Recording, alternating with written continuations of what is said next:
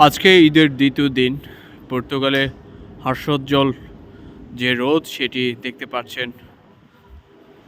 পাশে সাগরের যে ঢেউ সেটা ক্যামেরার স্ক্রিনে দেখা যাচ্ছে। সুন্দর পরিবেশ, প্রাকৃতিক দৃশ্য বলেন আর কৃত্রিম দৃশ্য, সব কিছু এক অন্যরকম। এখানে সব কিছুই আছে। সাগরের ঢেউ, মিষ্টি রোদ, অনেক মানুষজন, সব কিছু। সমুদ্রের পার। কিন্তু ঈদের দ্বিতীয় দিন এসে ঈদের যে আনন্দ, ঈদের যে খুশি, সেটা কোথাও খুঁজে পাওয়া যাচ্ছে না। শুধু আজকে ঈদের দ্বিতীয় দিন যে ঈদের আনন্দ খুঁজছি তা না, ঈদের দিনও কিন্তু আনন্দ খোঁজার চেষ্টা করেছি।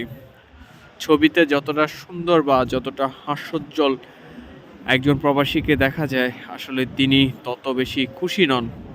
কারণ তিনি আসলে দিন শেষে তার শৈশবে, কৈশোরে এবং পরিবার বন্ধুবান্ধবদের সাথে যে ঈদের আনন্দে মেতে উঠতেন, সেটা কিন্তু তিনি খুব বেশি মিস করেন।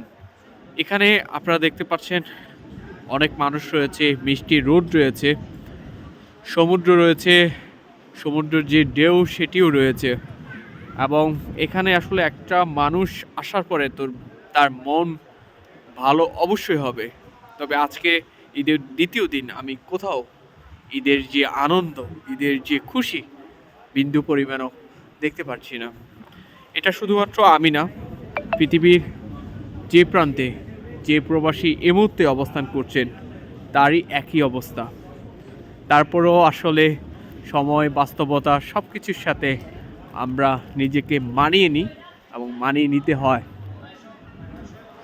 কিছু করার নাই। হয়তোবা আমরা একদিন, যারা প্রবাসী রয়েছে, একদিন সব ঈদ জমিয়ে এক ঈদে হয়তোবা সব কিছু উদযাপন করব। তবে পর্তুগালে আজকের যে ওয়েদার সেটা খুবই ভালো। দীর্ঘ কিছুদিন যাবৎ বৃষ্টি এবং ভালো শীত ছিল। তবে আজকের ঈদের দ্বিতীয় দিন চেষ্টা করছি একটু উপভোগ করার জন্য। তবে আমি কোথাও খুঁজে পাইনি আসলে ঈদের দ্বিতীয় দিন যে আনন্দ বা ঈদের যে খুশি, সেটা কোথাও না।